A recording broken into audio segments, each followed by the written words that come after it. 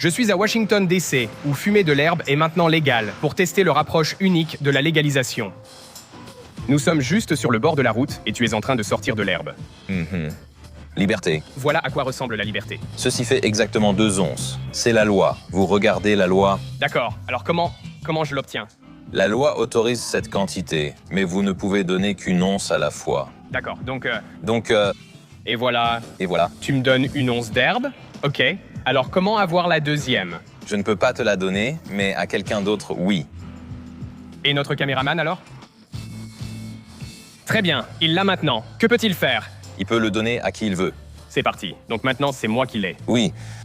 Donc j'ai 2 onces d'herbe sur moi en ce moment. Je peux donc aller où je veux, sauf dans les logements sociaux ou sur les terres fédérales. Derrière moi, il y a le monument de Washington, le National Mall et la Maison Blanche. Mettre un pied sur une terre fédérale serait un crime, passible d'1 an de prison. Il y a 4 sachets, donc on pourrait m'accuser de vouloir distribuer. Donc le système de légalité un peu patchwork à Washington DC est un peu absurde. Et là, je me tiens juste devant un flic avec 2 onces d'herbe dans 4 sachets et je me sens nerveux. Mais en fait, c'est totalement légal.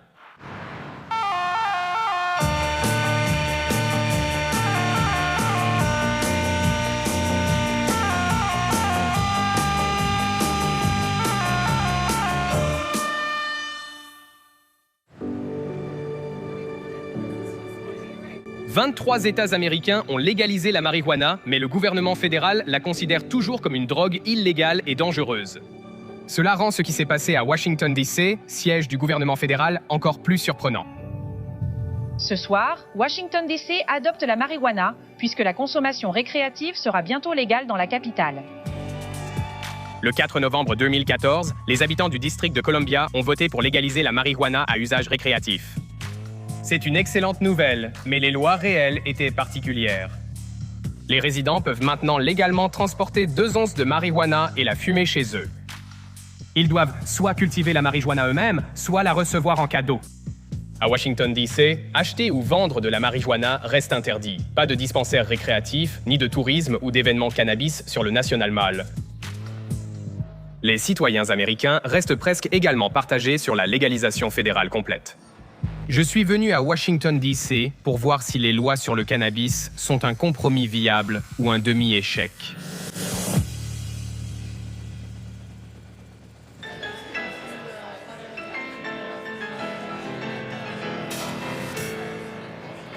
Vous en voulez un peu? Laissez-moi deviner.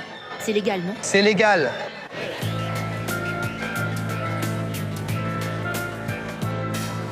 Je participe à une fête célébrant la légalisation de la marijuana pour rencontrer Adam Heidinger, militant et homme d'affaires à l'origine de l'initiative ayant légalisé le cannabis à Washington DC. Pour un usage récréatif, comment est-ce qu'on se procure de l'herbe? La meilleure façon d'en avoir est de demander « Je peux avoir un peu de ton herbe ?» D'accord, puis-je avoir un peu de ton herbe? Oui, tu peux avoir un peu de mon herbe. Alors, parle-moi un peu de l'initiative qui t'a permis de faire ça légalement ici. Et comment ça a commencé? En 2011, notre magasin Capitol Hemp, la boutique de chanvre que nous possédons à Washington, D.C., a été perquisitionné par le département de police métropolitaine. C'était une expérience assez désespérante. La ville menait une répression contre la vente d'accessoires liés à la drogue, en réalité des pipes à marijuana. Et même si nous les vendions uniquement pour l'usage du tabac et que nous respections la lettre de la loi, ils ont quand même prétendu que c'était pour la marijuana. Faisons-le sortir d'ici. Ils ont pris tout ce qu'ils pouvaient prendre, y compris notre liberté. Je veux dire, nous sommes aussi allés en prison. J'ai alors compris, nous faisions face à plus de 4000 arrestations par an dans une petite ville. C'était en fait la capitale mondiale des arrestations pour marijuana. Waouh! Alors je me suis concentré sur le changement de la loi à Washington. Nous avons réuni les fonds pour lancer une initiative de vote. Nous avons recueilli les signatures, mené une grande bataille médiatique et présenté cela comme une question de droit civique. Elle a été adoptée avec 70% des voix. C'est officiel. Je crois que nous venons de légaliser cela à Washington, D.C. Je veux le dédier à toutes les personnes qui sont encore en prison en ce moment à cause du cannabis. On ne peut pas acheter cette énergie. Ce sont ceux qui se lèvent et réclament un changement. Après le référendum, la réglementation, la vente et la taxation du cannabis devaient être décidées par le conseil municipal de Washington, mais cela n'a jamais eu lieu. Les députés conservateurs Jason Chaffetz de l'Utah et Andy Harris du Maryland ont réussi à le bloquer. Washington étant un district, ses finances sont contrôlées par le gouvernement fédéral. Les députés Chaffetz et Harris ont empêché le Conseil de Washington de dépenser 1 centime pour discuter de la réglementation du cannabis. Cela a laissé la légalisation à Washington à moitié résolue. Bien que les gens soient maintenant autorisés à fumer, posséder et cultiver de petites quantités, il n'existe aucun système légal pour acheter ou vendre, ni d'approvisionnement ou de distribution. Ainsi, alors que des millionnaires du cannabis font fortune, les aspirants entrepreneurs du cannabis de Washington sont maintenant censés donner leur herbe gratuitement. C'est pourquoi vous voyez des gens dire, par exemple, « Voulez-vous acheter un t-shirt ?» Et ils disent, « Oui, eh bien, mes t-shirts coûtent 50 $. Ah oui, et sur l'étiquette là, il y a un joint. C'est bien que des gens essaient de créer des entreprises pour vendre de la marijuana du mieux possible, jusqu'à ce que nous découvrions tous où se trouve la limite. Nous sommes dans cet espace étrange où ce n'est pas censé être commercial. C'est la légalisation sans commercialisation. Nous vivons aujourd'hui dans ce nouveau monde passionnant à Washington, D.C.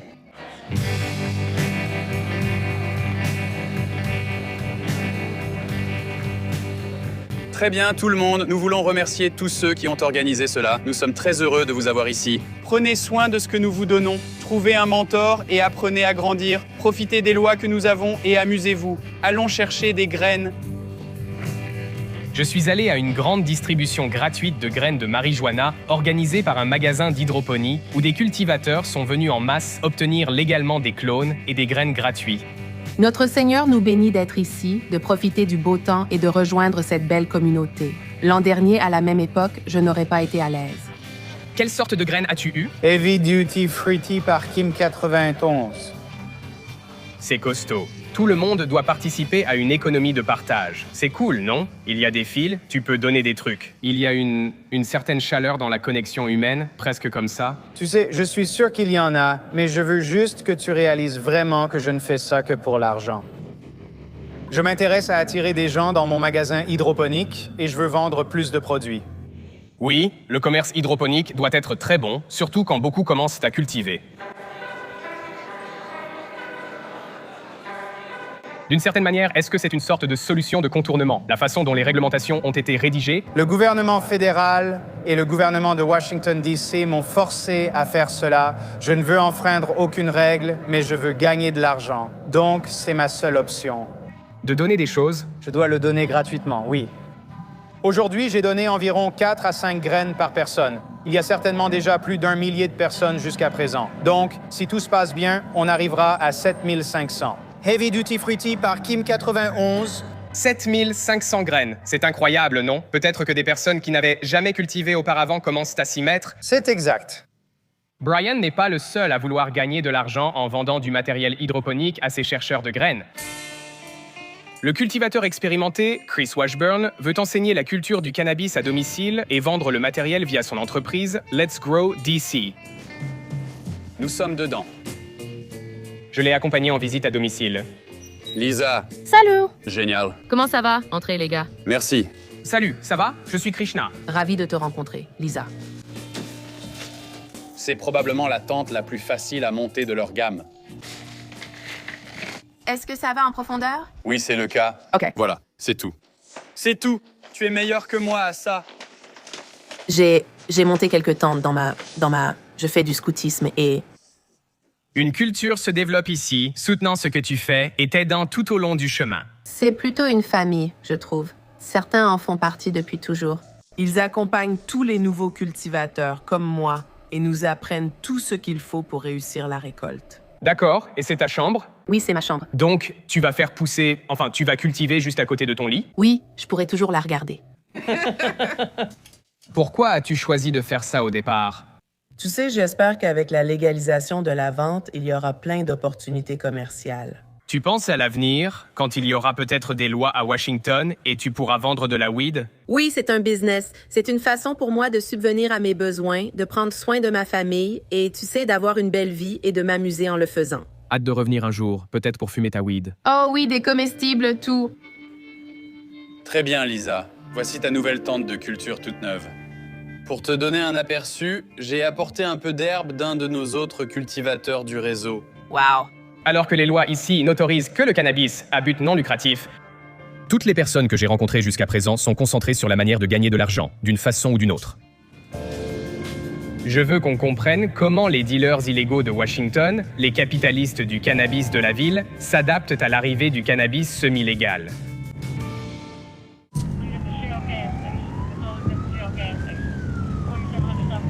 Je fais un tour avec le détective Greg Pemberton de Washington pour découvrir quel impact ce marché florissant du cannabis a dans les rues. En ce moment, nous sommes dans le sud-est d'Anacostia. Nous entrons en fait dans Barry Farms, qui est un quartier assez notoire, et il y a beaucoup de crimes et beaucoup de stupéfiants. C'est l'un de ces endroits où, dès que vous vous arrêtez, quelqu'un va s'approcher de votre véhicule et va vous demander « Qu'est-ce que tu veux? Du crack, de la cocaïne, du PCP, du cannabis, de l'héroïne? Quelqu'un va aller t'en chercher. » Quel est l'avis général sur la légalisation en termes de coûts? Au final, à la fin de la journée, nous sommes là pour faire respecter les lois qui sont en vigueur. Nous ne faisons pas les lois, nous ne faisons que les appliquer. Et je n'ai pas entendu beaucoup de collègues se plaindre du fait que le cannabis soit légal maintenant. Le problème, c'est que, ici dans le district, même s'il est légal de posséder et de consommer du cannabis, il est toujours légal d'en acheter et d'en vendre. Ouais. Quand vous ne créez pas un endroit où ces personnes peuvent acheter du cannabis, vous encouragez les gens qui vendent de la drogue au coin de la rue. La plupart des problèmes policiers viennent des trafiquants de drogue qui protègent leur commerce par la violence et les armes, pas des personnes qui fument chez elles. On ne peut légaliser un aspect de cette opération car ces drogues viennent forcément de quelque part. Est-ce qu'il y a des moments où on a l'impression d'être dans un monde nouveau, où vous trouvez quelqu'un avec plein d'herbes et ils ont tous les signes qui montrent qu'ils font quelque chose d'illégal, mais vous n'avez aucun moyen de dire « Hé, tu fais ça illégalement ». Oui, il est légal de posséder jusqu'à 2 onces. Mais si quelqu'un a 30 ou 40 sachets de marijuana et l'autre poche pleine de billets de 5 et d'1 $, pas besoin d'être détective pour voir que ce type vend sûrement des stupéfiants. Ouais. Mais avec la façon dont les lois ont été réécrites maintenant, il n'y a vraiment pas grand-chose que nous puissions faire dans cette situation. Donc, on doit simplement laisser partir ces personnes. Je comprends, mais c'est un peu absurde, non? On dirait un paradis pour trafiquants de drogue. Eh bien, en ce qui concerne la marijuana, ça c'est sûr.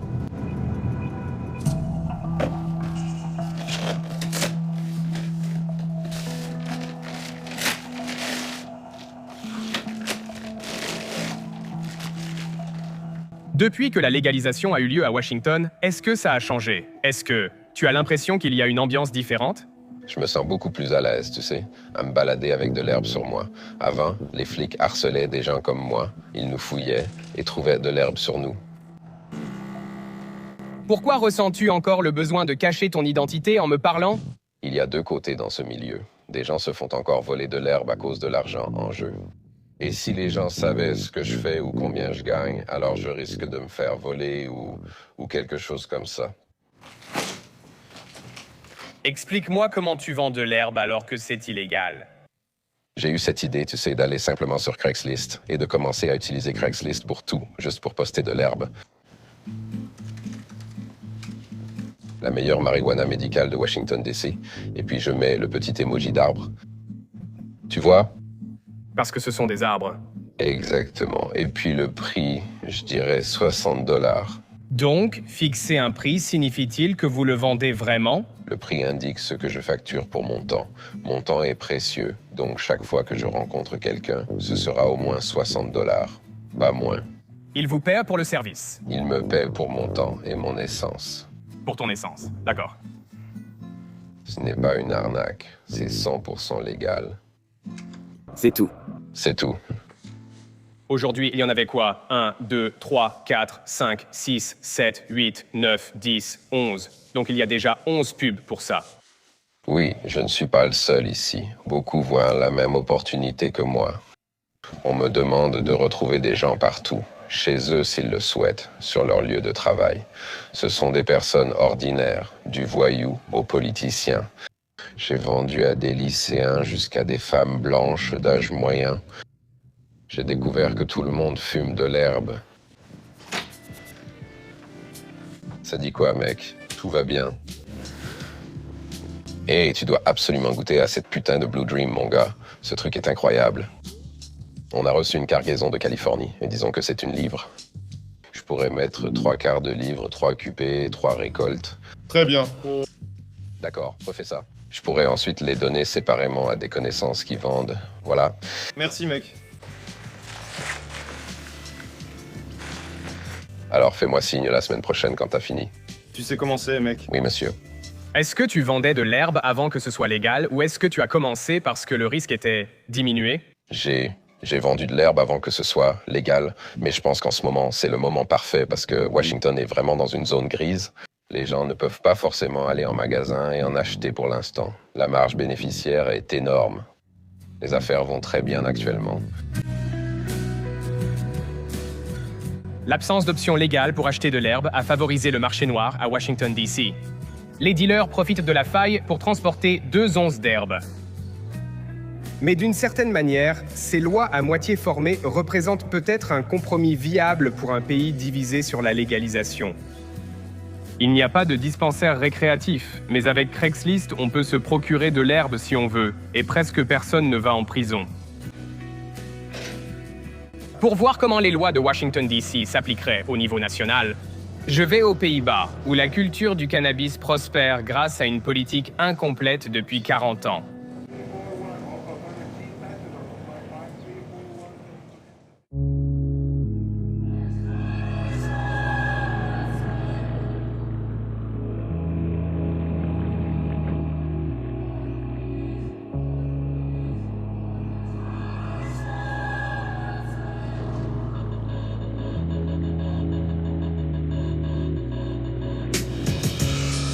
Je suis venu à Amsterdam, qui est la capitale des Pays-Bas, mais qui a aussi été en quelque sorte la capitale historique de la consommation de cannabis dans le monde occidental.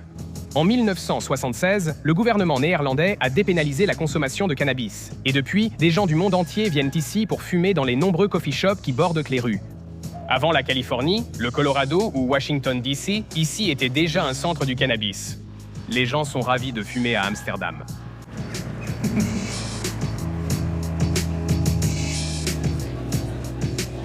Hey! Salut, ça va? Ça va les gars? On va bien, et toi? Qu'est-ce que tu as? Qu'est-ce que tu as envie de prendre? Sativas, Indicas, qu'est-ce que tu veux aujourd'hui? Je pense une sativa.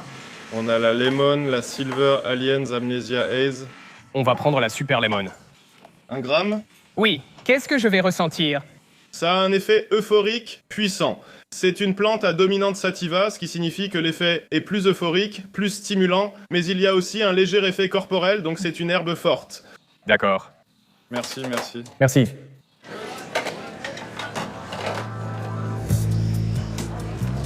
À la différence de Washington, les coffee shops sont autorisés ici grâce à la politique néerlandaise de tolérance, protégeant les consommateurs de drogue. Bien que le cannabis puisse être vendu ici au détail, il est étonnant de constater qu'il est toujours illégal d'acheter ou de vendre du cannabis en gros, tout comme à Washington. Comment les grands coffee shops prospèrent maintiennent-ils leur stock de joints chaque soir alors que c'est illégal?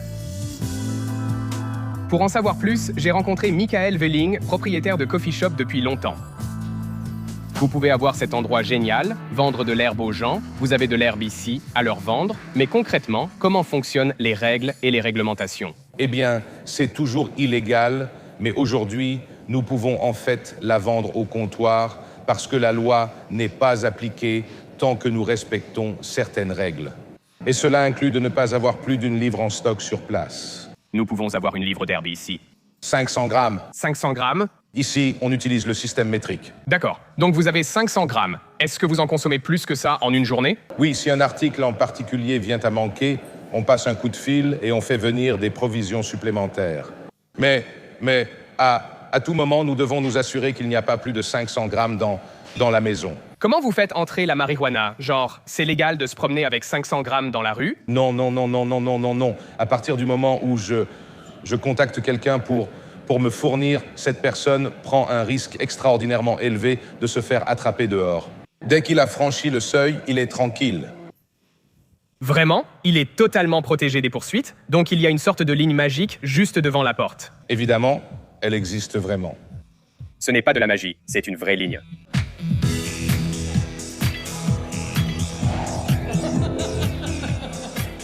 Alors que des gars comme moi peuvent rigoler toute la nuit avec un peu de giggle couche,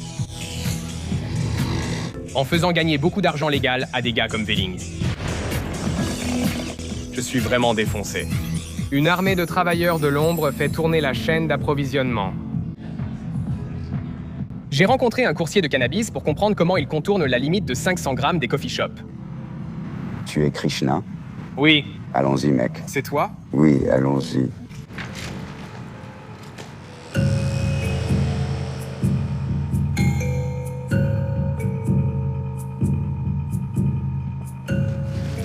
C'est combien de bœufs exactement? Ceci fait 300 grammes. C'est comme ça que ça vient du producteur. Ensuite, ici à cet endroit, ça sera emballé en plus petite quantité, comme ceci. Il faut que ça passe quelque part où ça sera divisé, trié, avant d'aller dans un café. C'est la planque, la salle de découpe. Tu vois, ça n'a rien d'une entreprise légale. Avant d'arriver dans le café, ce n'est pas légal. Donc, tu dois tout faire en secret. Et comment décrirais-tu ton rôle? Genre, qu'est-ce que tu dirais? Tu sais, toi... Je suis l'intermédiaire et ce processus se répète souvent. Et ce qui est fou, c'est qu'il y a tellement de coffee shops à Amsterdam. Il y en a tellement aux Pays-Bas, non?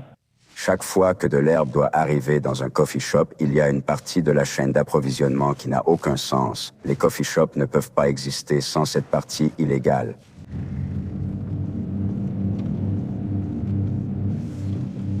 Alors que la planque sert de relais dans la chaîne d'approvisionnement du cannabis, je me dirige vers sa source, une maison de banlieue en périphérie d'Amsterdam.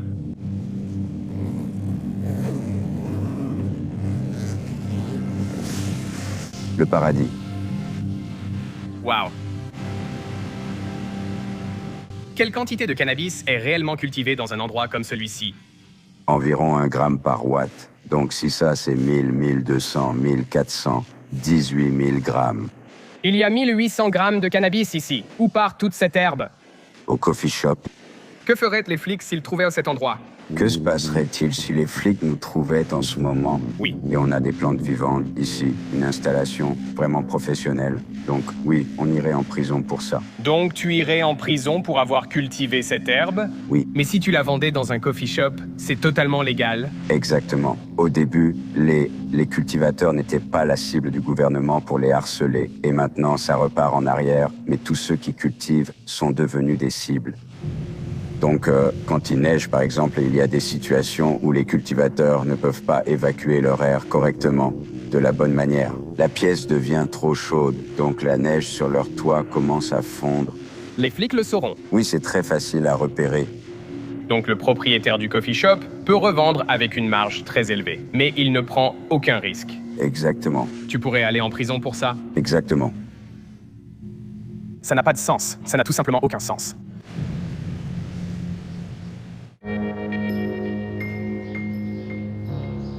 Comme à Washington, la culture de marijuana, en gros, est illégale aux Pays-Bas. Bien que le gouvernement ait traditionnellement fermé les yeux sur les cultivateurs, il pourrait maintenant resserrer l'étau. Je suis venu rencontrer Rutger Jan Eben, un expert et lobbyiste du cannabis, pour savoir si la tolérance envers la marijuana aux Pays-Bas touche à sa fin.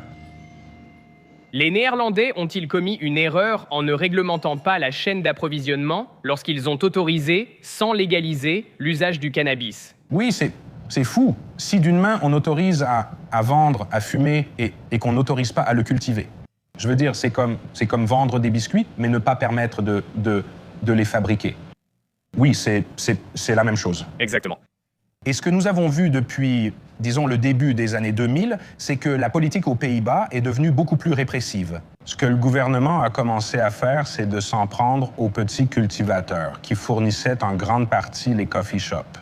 Aussi, le gouvernement a commencé à distribuer des brochures à ses citoyens. Par exemple, dans la ville d'Utrecht, il les distribuait de porte en porte. Ces brochures disaient en fait « Si votre voisin cultive du cannabis, veuillez le signaler aux autorités ». Vraiment? Je veux dire, c'est tout simplement ridicule. Ils sont allés plus loin. Les compagnies d'énergie ont distribué ces cartes. Elles ont vous devez gratter ici et ensuite vous pouvez sentir l'odeur du cannabis. Vraiment? Et si vous sentez de la marijuana, alors veuillez le signaler à la police parce que votre voisin pourrait cultiver de la marijuana et bien sûr, c'est dangereux de cultiver de la marijuana dans votre jardin. Donc c'est un peu comme, si vous sentez quelque chose, dites-le. Oui. Ce que nous avons vu alors, c'est que ces petits cultivateurs ont arrêté de cultiver et que des groupes criminels plus organisés ont pris le relais de la culture. En s'attaquant aux bons, les mauvais ont eu plus de liberté. Ensuite, ils ont même obligé les propriétaires de coffee shop à traiter avec des criminels. Depuis les années 1970, la tolérance des Néerlandais envers le cannabis a permis aux cultivateurs d'agir assez librement, bien que cela reste techniquement illégal.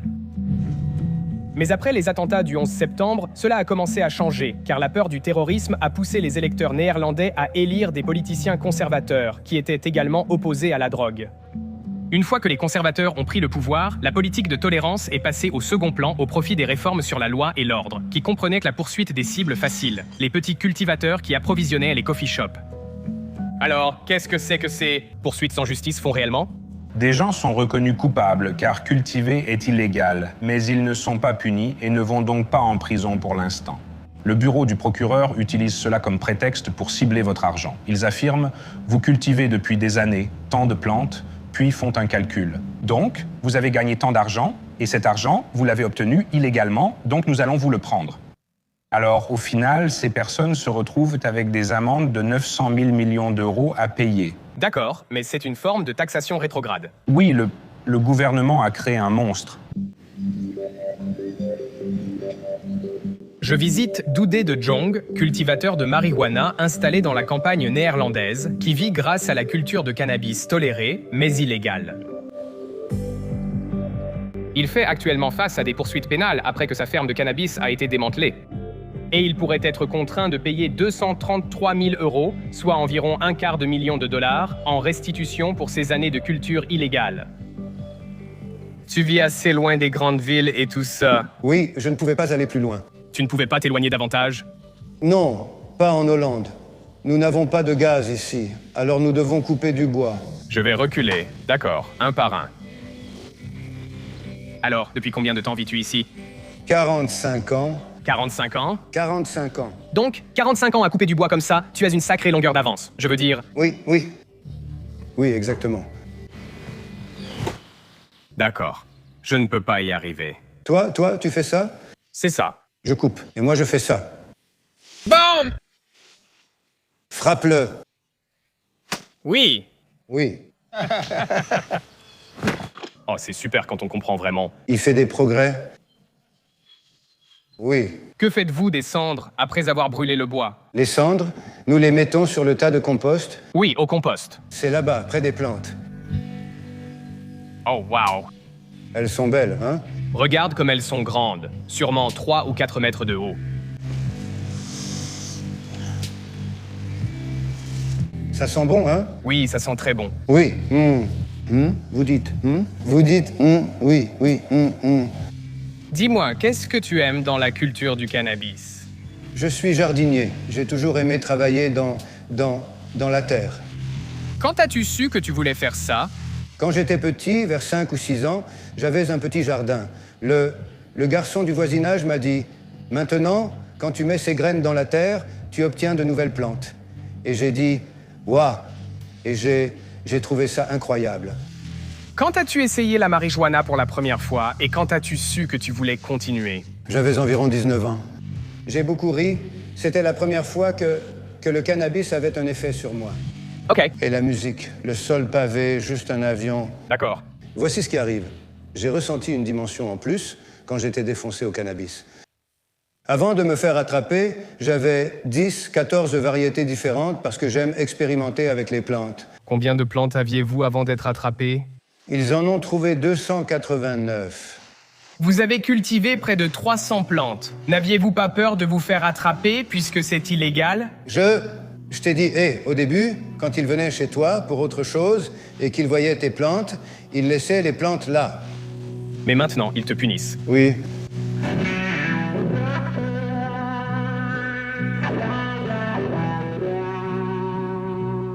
L'amour de Dodd pour la culture du cannabis lui a assuré un revenu régulier pendant ses 45 années ici, revenu qu'il a investi pour transformer sa grange en maison familiale.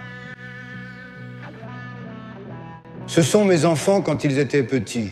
Elle a 35 ans, lui 31 et elle 33. Wow. Ce sont tous les trois des enfants intelligents. On dit toujours que les gens qui fument du cannabis ont des enfants stupides parce qu'ils restent toute la journée sur le canapé, mais ce n'est pas comme ça que ça se passe. Oui, j'espère que non. Alors, parlez-moi de la maison. Vous avez dit que vous vivez ici depuis 45 ans. Oui. Quel âge a la maison? Plus de 100 ans. Wow. Et avant cela, nous n'avions que cette pièce avec 3 enfants. Les vaches, elles traversaient la maison. Il n'y avait pas d'électricité, pas de gaz, pas d'eau. Alors nous allions chercher l'eau chez les voisins. Et donc, oui, c'était très... Rustique? Nous venions d'une civilisation où nous avions tout. Ici, nous sommes revenus à la nature et avons dû tout reconstruire.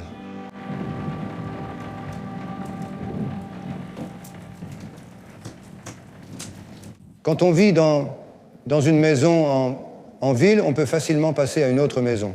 C'est différent quand on vit ici. C'est ceci, c'est ta vie. Pourquoi pourrais-tu te faire prendre ta maison? Maintenant, parce qu'ils ont une amende sur boutade de 233 000 €.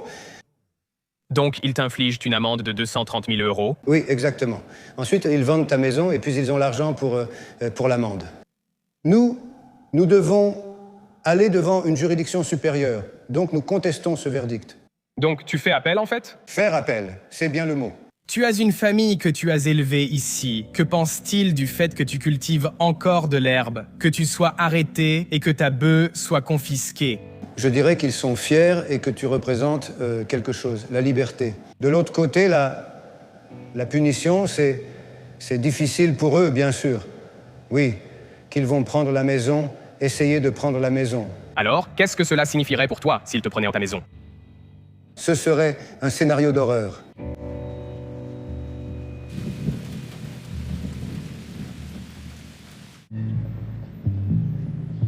Avec Dode, qui risque maintenant de perdre la maison familiale s'il échoue au tribunal, je me demande comment le gouvernement des Pays-Bas a pu approuver un système si illogique. Si les agriculteurs comme Dode ne livrent pas les coffee shops, d'où viendra l'herbe selon eux?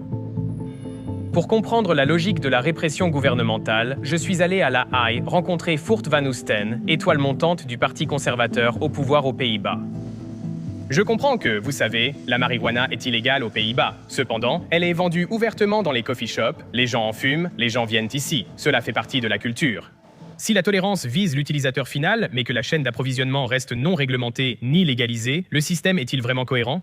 La politique de tolérance, telle que nous la connaissons en Hollande, fait que tout le monde, toute personne vivant ici, peut fumer un joint. Mais pour moi, cela ne veut pas forcément dire qu'il faut réglementer la culture, avec toutes les objections que je vois actuellement contre cela. Tout d'abord, il y a beaucoup d'implications du crime organisé qui a un impact considérable sur la société. C'est risqué et cela doit être combattu. Et ce que je ne veux surtout pas, c'est que les Pays-Bas deviennent l'exportateur de drogue de l'Europe. Concentrons-nous sur le crime organisé. Connaissez-vous les statistiques? Par exemple, la part du cannabis cultivé aux Pays-Bas qui est exporté? Il existe toutes sortes de rapports à ce sujet et les pourcentages mentionnés peuvent varier. J'entends parler de chiffres atteignant 80%, ce qui me semble énorme. Il faut agir contre cela. Est-ce vraiment le cas? Je veux dire, je pense qu'il y a d'autres études qui parlent de 36%, jusqu'à 96%. C'est un peu comme si on ne sait pas parce qu'on ne suit pas ce qui se passe sur le marché noir. Les objections concernent son lien avec le crime organisé. Le risque, c'est que les Pays-Bas deviennent le principal exportateur de drogue en Europe. Et je ne veux pas laisser cela arriver. Si le but est de permettre à un citoyen néerlandais de fumer un joint, pourquoi ne pas en réglementer l'origine? J'ai essayé de vous expliquer quels arguments sont décisifs. C'est l'implication avec le crime organisé. Si vous voulez vous débarrasser du crime organisé, eh bien, vous faites en sorte que ce ne soit plus un crime, parce que de cette façon, vous pouvez le réglementer, le taxer, le comprendre entièrement. Si les cultivateurs étaient en quelque sorte visés, ou en grande partie, ce sont de petits cultivateurs indépendants qui font des opérations à petite échelle, ce sont des cibles faciles, vous pouvez les attraper. Cela renforce le pouvoir des cultivateurs à grande échelle pour le crime organisé. Ce n'est pas un autre point, mais peut-être que sinon je me répète sans cesse, ce qui ne serait peut-être pas très intéressant pour vous. Vous avez raison, vous répétez la même chose encore, et je comprends. Vous répétez toujours la même question. C'est vrai, je vous pose encore la même question, parce qu'au final, il s'agit d'essayer de comprendre comment l'incohérence peut être une position défendable. C'est un système compliqué. Dire soudainement, changeons notre raisonnement, réglementons tout, en pensant que le crime organisé disparaîtrait, je n'y crois pas du tout. Le crime organisé est là, on ne peut pas fermer les yeux sur ce fait, et nous devons le combattre. Je ne peux pas le dire autrement, c'est comme ça.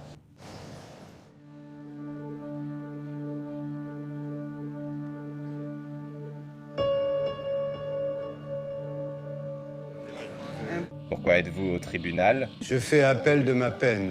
Bonjour, Joup. Comment vas-tu? As-tu amené du monde pour te soutenir aujourd'hui? Oui, on dirait bien. Beaucoup de gens en ont assez de ces politiques. Bonne chance. Oui, merci. Espérez-vous un verdict historique? Oui, absolument. L'acquittement serait le mieux. Vous tremblez un peu. Oui, oui, c'est l'émotion. J'espère que ce sera un tournant, ce procès. Donc, tout peut arriver. On ne sait jamais. Bonne chance.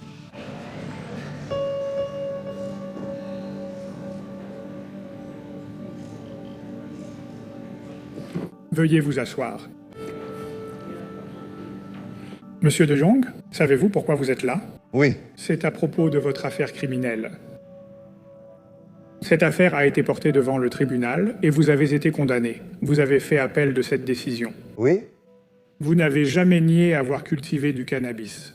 Oui, bien sûr, je suis un passionné. Vous ne contestez pas cela? Non, non. Si vous souhaitez faire une déclaration, nous l'écouterions avec intérêt. La parole est à vous. Sans utiliser de grossièreté, je voudrais dire que le bureau du procureur a complètement tort. Pourquoi suis-je jugé pour avoir cultivé du cannabis bio de manière durable alors qu'en même temps, 12 coffee shops à Leeuwarden vendent du cannabis?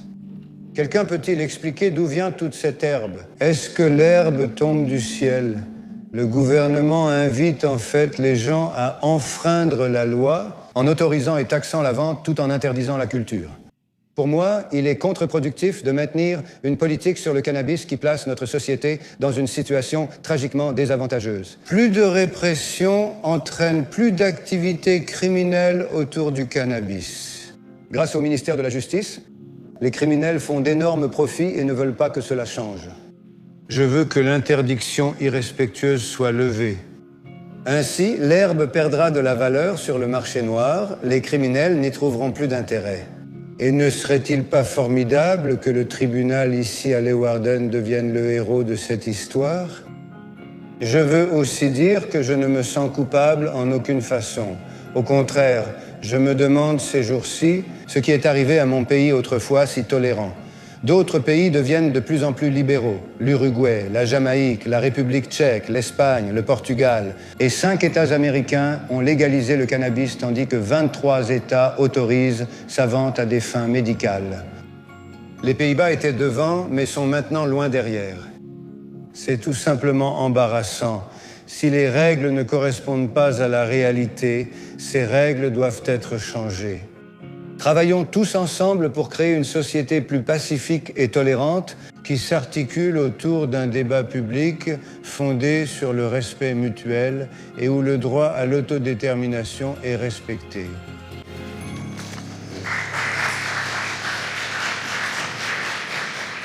Sur ce, nous en avons terminé pour aujourd'hui. Je vais clore l'enquête. Nous allons réfléchir à l'affaire.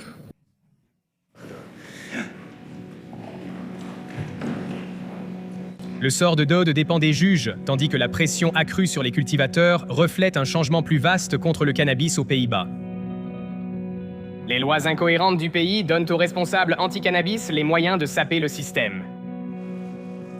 Même les coffee shops, pourtant si centraux dans l'identité des Pays-Bas, sont désormais attaqués, les maires locaux ayant fermé une quarantaine de coffee shops depuis 2012.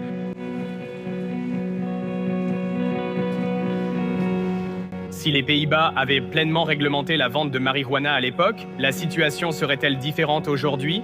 De même, l'absence de réglementation complète à Washington DC l'exposera-t-elle à une régression similaire à celle que je constate ici?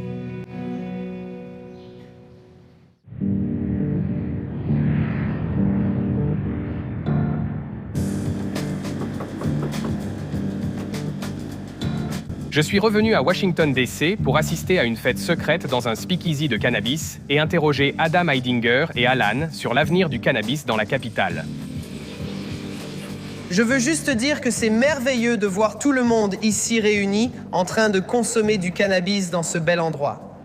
Ne laissez personne vous dire que l'année prochaine, les républicains vont arriver et qu'ils vont tous nous fermer. C'est tout le contraire. Ils ne viendront pas pour nous fermer. Nous allons ouvrir, d'accord? Donc, 2016. Des questions?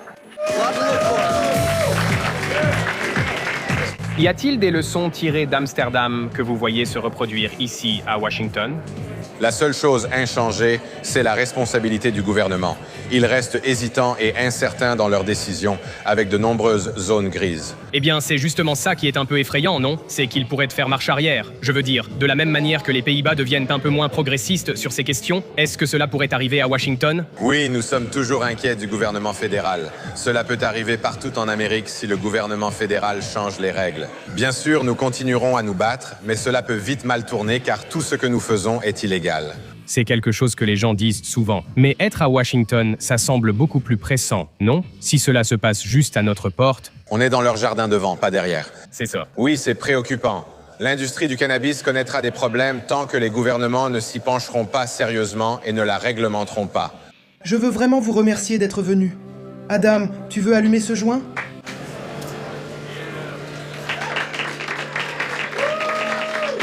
Washington DC est un paradis du cannabis. Cette culture y prospère, mais tout repose sur un château de cartes qui peut s'effondrer. DC devrait tirer des leçons d'Amsterdam.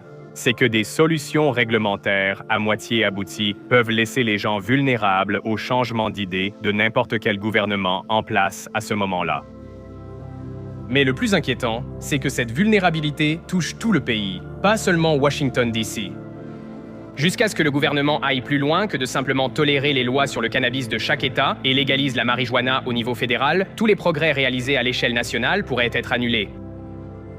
Un gouvernement conservateur pourrait rétablir l'interdiction totale de la marijuana d'un simple geste. Heureusement, le peuple américain a le contrôle sur cette question. Si vous estimez que les effets médicaux de la marijuana doivent être étudiés, je peux enfin lui donner ce dont elle a besoin.